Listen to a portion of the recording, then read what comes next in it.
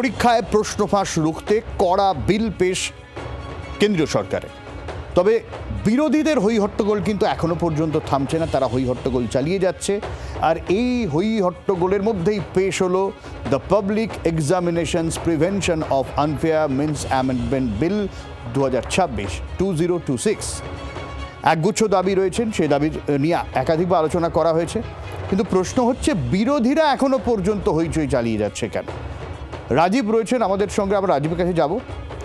রাজীব, একটা প্রশ্ন, সেটা হচ্ছে যে আগে আমরা দেখলাম বিরোধীদের তরফ থেকে এটা দাবি করা হলো যে আগে শিক্ষামন্ত্রী পদত্যাগ করবেন, তারপরে যাবতীয় আলোচনা। কিন্তু এখনও এই হই হট্টগোল কেন? শিক্ষামন্ত্রী তো পদত্যাগ করেছেন, আর কি দাবি?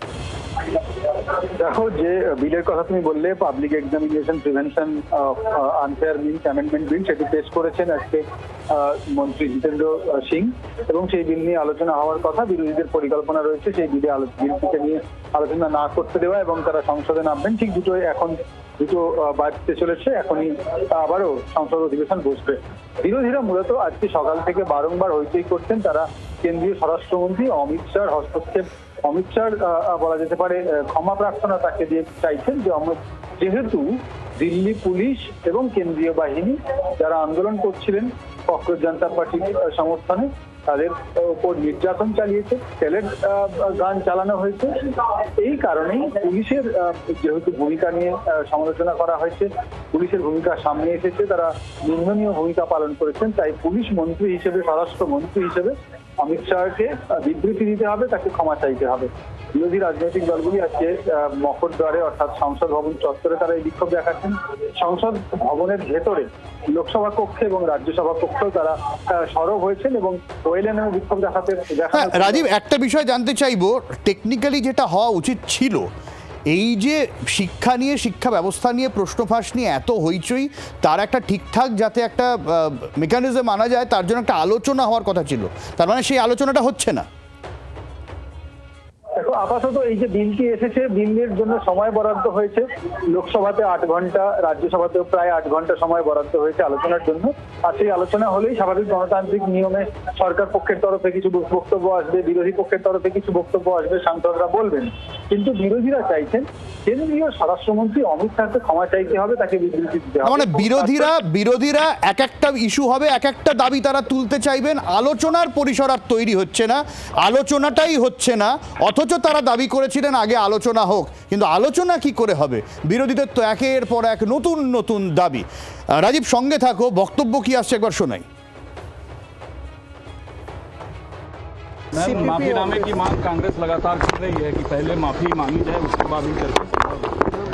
देखिए, मैंने सुना है कि अभी भी एफआईआर फाइल कर रहे हैं बिहार में, बंगाल में स्टूडेंट्स के खिलाफ। ये मैंने सुना है, वेरीफाइड नहीं है अभी। तो मतलब फिर फायदा क्या हुआ?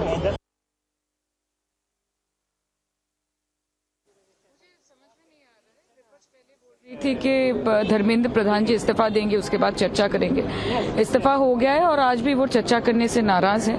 देखिए, ये बहुत महत्वपूर्ण एक बिल है और ये दिस इज़ वेरी इम्पोर्टेंट कि देश के युवा, देश के छात्र छात्री दोनों का पक्ष सुने। यहाँ पे एक हेल्दी डिस्कशन हो, एक डिबेट हो, सुझाव आए जिसको सरकार अमल दे, और इस तरह से एक हेल्दी डेमोक्रेसी को हम पार्लियामेंट के अंदर बचाए रख सकते हैं। So I would just want them to participate in the debate. We have seen in Bihar yesterday and in Bengal that full-page ads have been taken out identifying children. In Bengal, over 70 protesters were picked up, and part of this demonstration was very clearly that all FIRs against the protesters have to be withdrawn, and most important, who is responsible for the brutality? Both the CRPF and the Delhi police report to one man, that is Amit Shah. কাজী মাসুম আক্তার শিক্ষাবিদ রয়েছেন আমাদের সঙ্গে। মাসুমদা, এ তো আলোচনা তো কেউই চাইছে না। প্রথমে পদত্যাগ, তারপর ক্ষমা চাইলে হয়তো এবারে আরও একটা পদত্যাগ, আলোচনা হবে না কোনো কিছু নিয়ে, রাজনীতিই চলতে থাকবে। রাজনীতি হবে, রাজনীতি। আলোচনা করলে তো সমস্যার সমাধান হয়ে যাবে, তাহলে রাজনীতি হবে কি করে? নিট পরীক্ষার্থী যারা ক্ষতিগ্রস্ত হয়েছে তাদের প্রতি মায়া মমতা এরা উজাড় করে দিচ্ছে, এরকম ধারণা কারো আছে নাকি? তাহলে মূর্খে স্বর্গে বাস করছে। যদি তাই হতো তাহলে কংগ্রেস জমানাতে এতগুলো প্রশ্ন ফাঁস হতো না।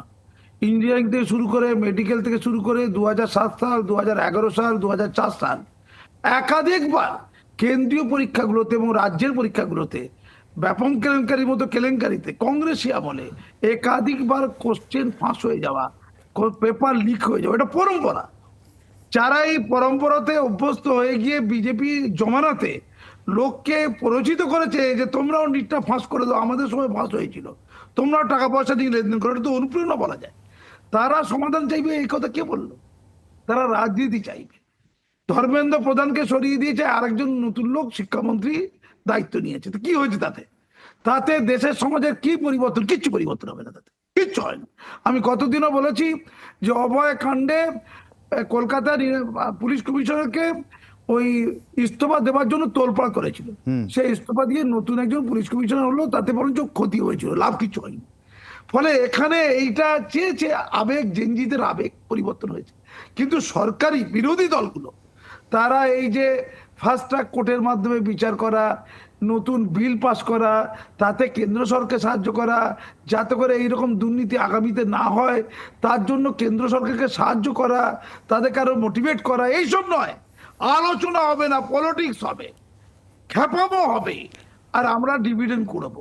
এটা হচ্ছে অত্যন্ত কদর্যতা, এটা হচ্ছে ভারতবর্ষকে পিছিয়ে দেওয়ার অপচেষ্টা, আচ্ছা। এটা হচ্ছে ঘৃণ্য রাজনীতি করার ঘৃণ্য ষড়যন্ত্র, যেটা কলকাতা হয়ে গেল গতকাল পরশু, যেটা কলকাতায় হয়ে পচন ধরিয়ে দিল।